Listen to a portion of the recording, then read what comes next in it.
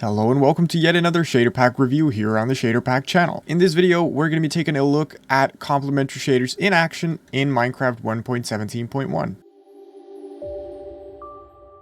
Be sure to give this video a thumbs up if you actually enjoy it, and be sure to hit that subscribe button if you actually enjoy these videos in general. So Complementary Shaders is actually a BSL edit, which means it's based on BSL shaders, but that does not mean it looks exactly like BSL shaders. The coloring with the shader is way different, and some effects that you do not get with BSL shaders are actually in complementary shaders. Previously, Complementary Resources was a separate pack that you had to install as a resource pack, but recently they've been implemented into the shaders, so I currently have no resource pack selected whatsoever. This is all inside of the complementary shaders for 1.17.1.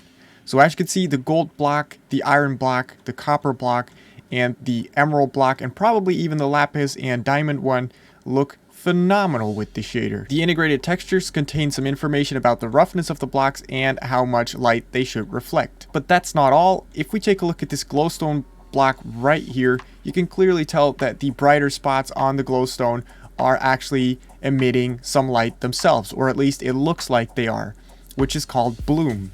And that's what these resources also do. They actually let Minecraft know that certain parts of bright blocks and light emitting blocks like glowstone and sea lanterns should emit light in the form of bloom. So this way it actually looks like it's emitting a ton of light from the bright spots on the glowstone. Apart from that, this is just a beautiful looking shader. As you can see, the sunlight, the clouds, the sky, they look very realistic. They somewhat resemble the way it looks in BSL shaders, but I promise you, if you were to compare this side by side, you would see a ton of differences.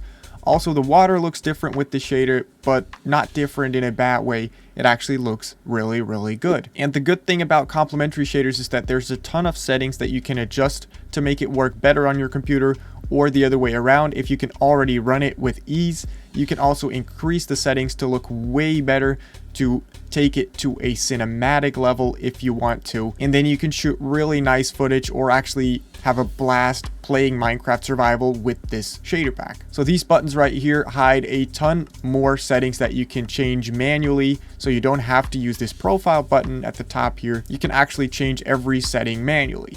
And should you want to play modded Minecraft and still use these shaders, be sure to enable this compatibility mode, which will make it way more compatible with mods, texture packs, and this shader. So here's what this shader pack will look like in a cave. That's a lantern right there, and once again you can clearly see the bloom.